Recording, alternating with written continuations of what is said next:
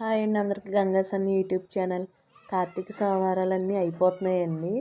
మేము ఎప్పుడు ఏటా కార్తీక సోమవారంలో ఆదివారం నాడే వెలిగిస్తామండి 360 ఎందుకంటే ఆ రోజు మా పిల్లలు మా వారు అందరూ ఆ రోజే ఉంటారు కాబట్టి సోమవారం నాడు అసలు పిల్లలకి మా బాబు వచ్చేటికి 7:30, మా వారు వచ్చేటికి 8 అలా అయిపోతుందండి.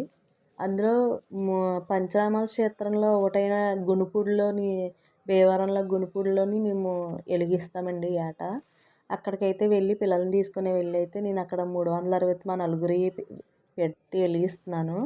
మా నలుగురు సండే రోజు తీసిన వీడియో అండి ఇది. నిన్న వెళ్ళాము.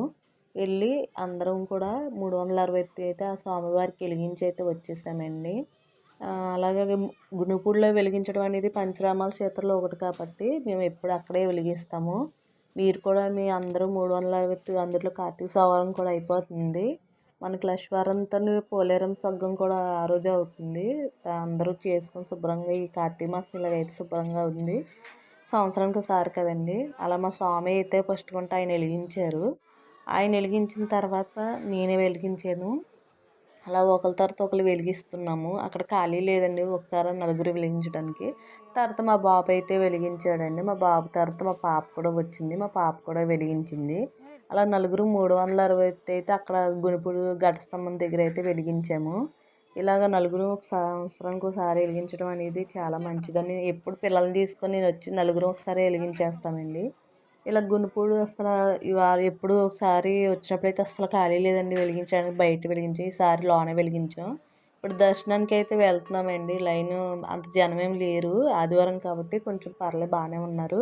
మళ్ళీ మన్నాడు సోమవారం కదండి, అస్సలు ఖాళీ కూడా చివరి సోమవారం. మీ గురించి ఆ గుణుపూడి శివాలయంలో దేవుడిని అయితే ఒకసారి మీకు వీడియో తీస్తున్నానండి. అది కూడా చూడండి. నేను చిన్న క్లిప్ అయితే తీసాను, ఇంకా తీనేస్తారు తినవరని.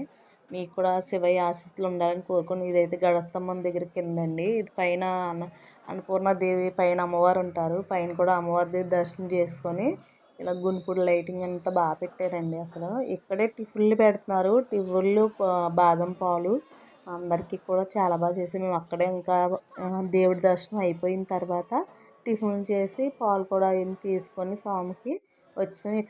ఇక్కడ దీపోత్సవం పెడుతున్నారండి, ఇంకా వెలిగించలేదు. సిద్ధమైతే అవుతుంది. మేమైతే ఇలా బాగుందని వీడియో అయితే తీశాను. మీ అందరికి నచ్చుతుంది అయితే మా పిల్లలిద్దరికీ ఆశీస్సులు తీర్చుకున్నారు.